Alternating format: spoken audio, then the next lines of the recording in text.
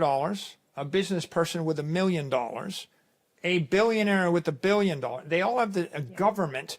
They all have the same property right, the same opportunity as a billionaire in Manhattan, as the King of England, as the royal family in Dubai, right?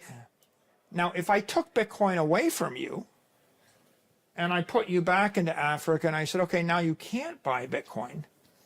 Now I can buy the best hotel I can find in Nigeria. Hold that for 100 years. Good luck with that. But there's nobody in their right mind would say that investment seems as high quality as buying, you know, the best portfolio of stocks. MicroStrategy co-founder and executive chairman Michael Saylor has been a Bitcoin bull since August 2020, when no one believed it. Saylor became even more bullish on the leading cryptocurrency after the U.S. Securities and Exchange Commission approved several spot Bitcoin exchange-traded funds earlier this year. In an interview with Natalie Brunell in March, Saylor said the ETFs opened up a financial world of awareness, opportunity, and functionality to the 99% mainstream investors, which is extremely important to the entire network. In a powerful presentation in which he made several bullish predictions about the leading cryptocurrency, the MicroStrategy executive noted that the approved ETFs could easily compete with S&P 500 ETFs. We thought Bitcoin was a competitor to gold, Saylor began during his speech, but it has run up the leaderboard and is now nipping at the heels of the S&P 500 index ETFs. Saylor confidently claimed that every household, institution, and country would adopt Bitcoin, driving its price to record highs. Since Saylor's Madeira address, spot Bitcoin ETFs have lost some of their excitement due to price swings, but the MicroStrategy executive chairman remains confident on the lead cryptocurrency and the ETFs. Like this video, subscribe to the channel, and enable post alerts for more. Help the YouTube algorithm and channel grow with your support. Enjoy the video. I think that Bitcoin adoption has been held back by misunderstanding of its true nature, because the industry has been collectively and colloquially called the cryptocurrency industry. So people's immediate reaction is it must therefore be a currency, and a currency is a medium of exchange, and they think of the euro and the dollar and the yen and the shekel and the whatever, and they think it's a currency, and their immediate reaction is, well, I know it's not legal tender, so it's tax inefficient to trade it, and I know it's not my government's favorite currency, and so it must be against the government, and it seems silly, and it's not stable, and it's volatile, and nothing's priced in it, so therefore I think it's stupid, or it's threatening. Now, if you step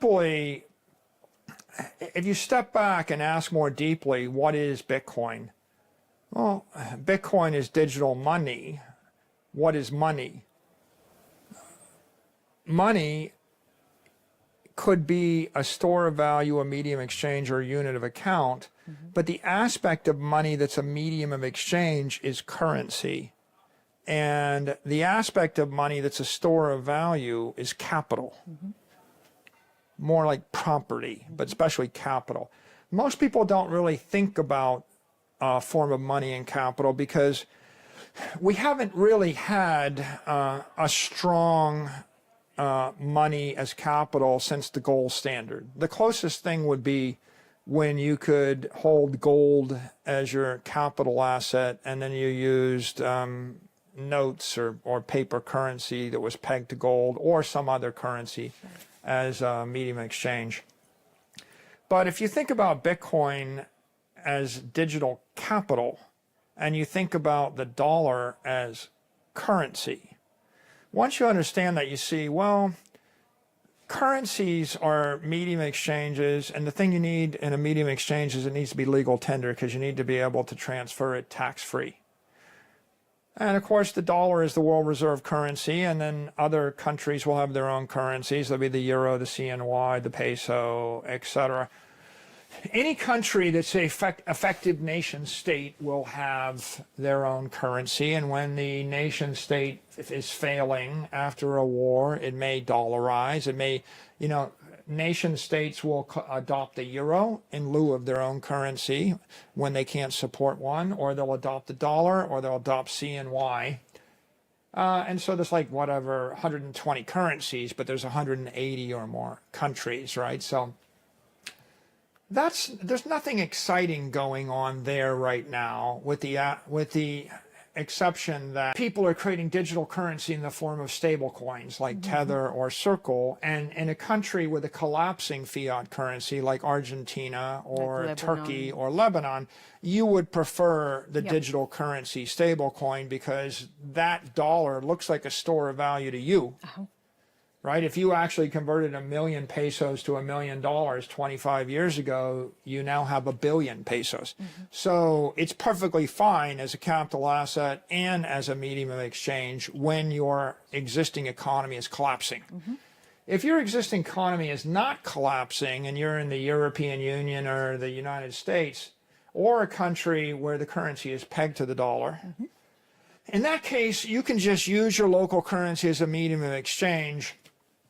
And then the issue is, what's your store of value? And if you talk to any wealthy person in any of those places, none of them will tell you the euro is the store of value. And they won't tell you the dollar is the store of value.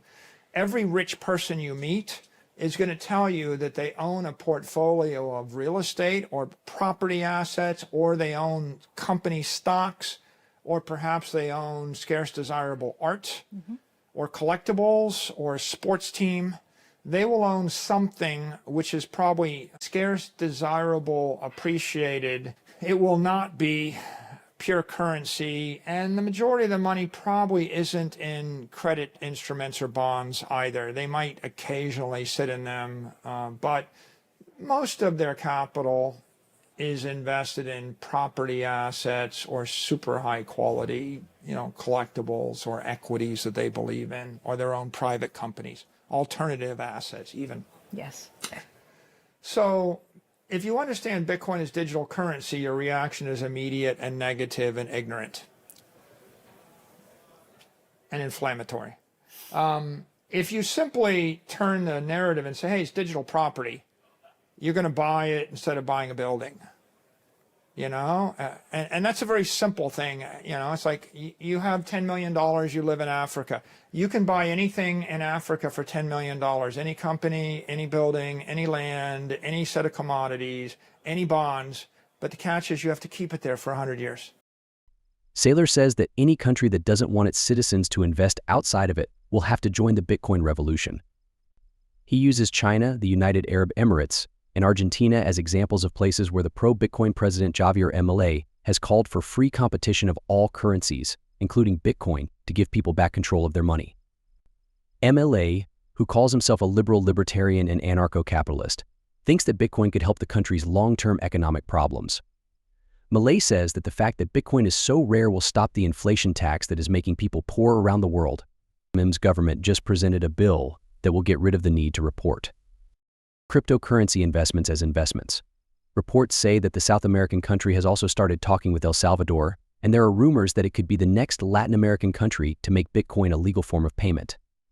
Some sources say that Milei and El Salvador's president Nayib Bukele are planning to start a radical revolution in the region to make Bitcoin a new common currency that can compete with the dollar and help each country's economy. Saylor thinks that spot Bitcoin ETFs will play a big role in that revolution. Here are more clips from his talk. Global digital property that you could take with you. And the answer is nothing. Of course. There's nothing you would buy, and there's no country you would buy it in. Nothing.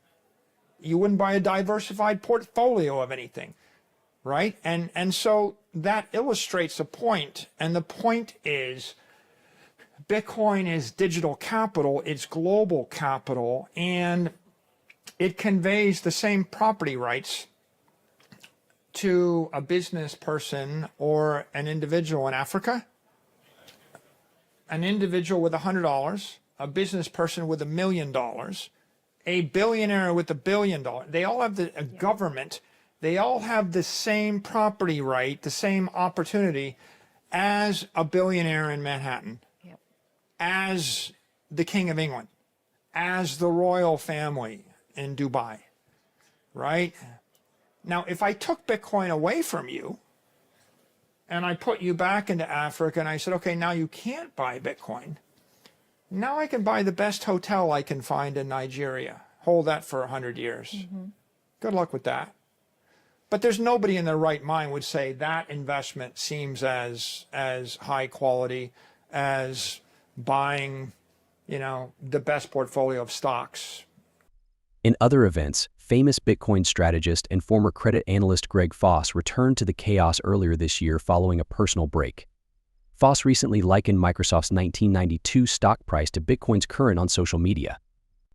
When I returned to Canada after my 5-month contract, I told everyone to buy Microsoft Lotus 123, which was private and couldn't be shorted. My thesis was that Microsoft would dominate the spreadsheet landscape at the time. After 30 years, Microsoft stock is 225x greater than $2. Bitcoin today is like Microsoft in 1992. Don't overthink it. Own Bitcoin and HODL. One important takeaway from F's story is that all the large institutions that are still skeptical about Bitcoin and spot Bitcoin ETFs like major wirehouses because they are still stuck with boring stocks and bonds will later embrace it when prices are much higher. Please share your thoughts on Michael Saylor's interview and Greg Foss's story about 1992 Microsoft and 2024 Bitcoin.